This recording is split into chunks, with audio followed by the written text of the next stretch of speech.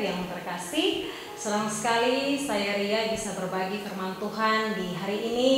Dan saya percaya firman Tuhan ini selalu baru dan pasti akan memberkati kita semua. Oke, baik, tema kita untuk empowering youth ya, yaitu menemukan kehendak Allah. Bagaimana kita tahu menemukan kehendak Allah? Kalau saya pribadi, lebih baik kita melihat dari kebenaran firman Tuhan, supaya kita bisa mengetahui apa sih kehendak Tuhan bagi hidup kita semua. Paling tepatnya kita bisa bilang menemukan apa maunya Allah bagi kehidupan kita. Bagi anak-anak muda ataupun bagi yang menyaksikan video ini, mari kita lihat bersama di dalam kebenaran firman Tuhan. Dan kita mengajak kita buka di dalam Roma 12 ayat yang pertama sampai ayat yang kedua. Oke, saya akan bacakan ya buat teman-teman. Persembahan yang benar.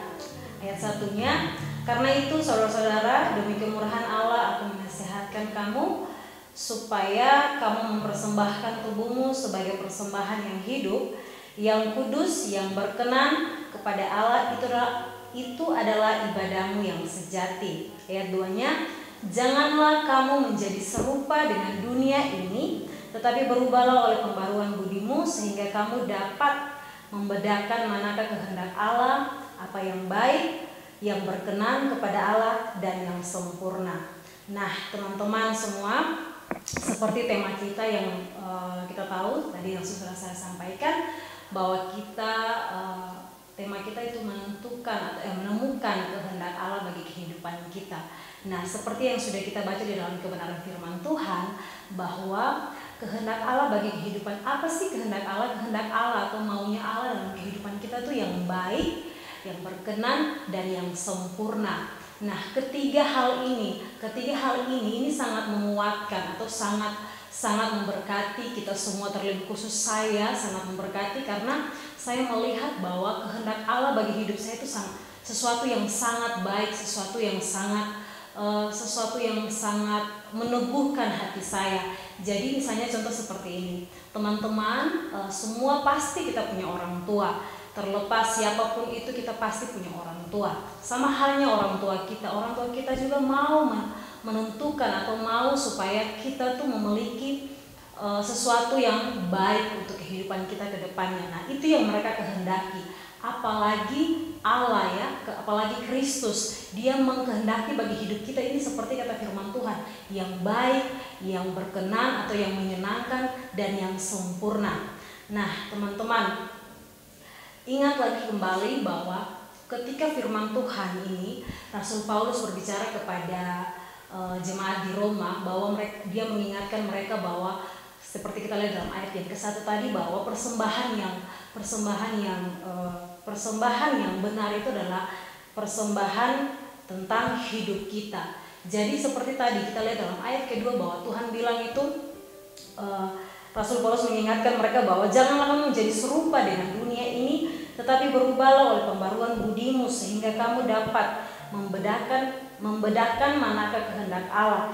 Jadi yang pertama itu ketika kita mau melihat atau mau menentukan atau mau menemukan kehendak Allah bagi kehidupan kita, yang pertama itu kita mengubah pola pikir kita mengubah pembaruan pikiran kita sehingga kita tidak serupa dengan dunia ini. Kenapa saya bilang seperti ini? Karena firman Tuhan pun jelas mengatakan bahwa kita harus berubah pola pikir kita jangan sama seperti dunia ini, jangan sama seperti orang dunia yang berpikir pada saat-saat seperti ini. Apalagi teman-teman, kita tahu sekarang situasi atau kondisi yang ada ini, COVID-19 ini sangat sepertinya sangat mencekam atau sangat menakutkan buat kita, buat setiap orang ya. Kemana-mana orang harus pakai masker atau orang harus membatasi jarak dengan satu antara yang lain.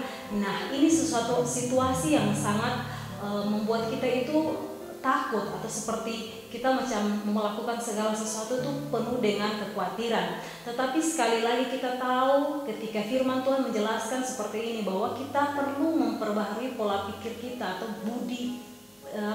pikiran kita supaya kita lebih bisa melihat kehendak Allah dalam hidup kita.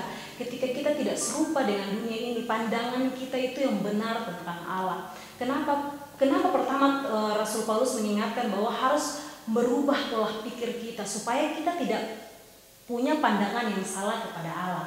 Nah, kenapa saya bilang kita tidak salah pandangan kita kepada Allah? Karena seringkali banyak sekali orang-orang berpikir Allah itu sepertinya Allah itu yang masih jauh sekali di atas, atau Allah itu Allah yang bisa murka, Allah itu Allah yang bisa membinasakan, Allah itu Allah yang bisa memberikan sakit penyakit, atau Allah itu Allah yang bisa memberikan bencana alam.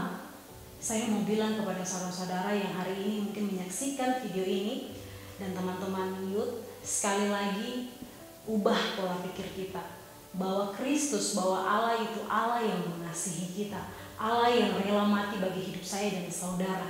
Mana mungkin Dia yang sudah rela mati bagi hidup kita semua, kenapa Dia lagi mau memberikan sakit penyakit? Mana mungkin Dia sudah rela mati bagi kita, kenapa Dia lagi yang mencobai kita? Kenapa Dia lagi memberikan bencana kepada kita? Jadi teman-teman, ini sangat penting, pembaruan pikiran kita ini, atau bisa disebut metanoia ya, pembaruan pola pikir kita ini sangat penting sekali. Karena kenapa? Kita bisa melihat kehendak Allah dari pembaruan pola pikir kita ini. Kita tahu bahwa Allah kita atau Tuhan kita itu mengkehendaki hidup kita tuh sesuatu yang baik, yang menyenangkan hatinya, dan yang sempurna. Tidak ada pilihan yang salah, tidak ada pilihan yang gagal di hadapan Tuhan. Tidak ada sesuatu yang Dia mau berikan kepada kita hal-hal yang buruk. Bahkan ketika kita melewati setiap proses kita, mungkin kita memakai pikiran kita atau keinginan kita. Kita tahu Allah turut menyertai kita. Allah itu bersama-sama dengan kita. Dia tinggal dalam hidup kita. Jadi teman-teman, sekali lagi mari kita ubahkan pola pikir kita bahwa Allah mengasihi kita. Nah teman-teman, kalau kita mau lihat hal ini, ketika tadi saya bilang kalau Allah yang sudah mati bagi hidup saya dan saudara, kenapa Dia lagi yang memberikan masalah atau Dia lagi memberikan sakit penyakit? Ini adalah persepsi atau pengertian yang salah tentang Allah. Nah, kita bisa lihat juga di dalam firman Tuhan, di dalam Galatia 1 ya teman-teman, Galatia pasal 1 ayat yang keempat sampai yang kelima ya teman-teman. Sebentar, saya akan lihat dulu ayatnya. Oke. Yang berkata seperti ini, yang telah menyerahkan dirinya karena dosa-dosa kita untuk melepaskan kita dari dunia jahat yang sekarang ini, menurut kehendak Allah dan Bapa kita, baginya lah kemuliaan selama-lamanya. Amin. Sekali lagi saya mau tekankan di sini, menurut kehendak Allah dan Bapa kita. Jadi Dia menyerahkan dirinya karena dosa-dosa saya dan saudara untuk melepaskan kita dari dunia yang jahat ini, yang sekarang ini. Dan ini semua dilakukan karena kehendak Bapa. Wow, jadi Bapa mengkehendaki kita untuk menikmati. Dia menyerahkan anaknya mati bagi hidup saya dan saudara supaya apa? Supaya kita terlepas dari hukuman dosa itu, kita terlepas dari kebinasaan itu, kita memiliki hidup yang kekal. Ini adalah kehendak Bapa, ini adalah kehendak Allah. Jadi teman-teman, ketika kita mau bilang, kita mau menuntut saya, Tuhan apakah ini kehendak-Mu? Tuhan apakah ini yang Engkau mau bagi hidup saya dan hidup saya Tuhan?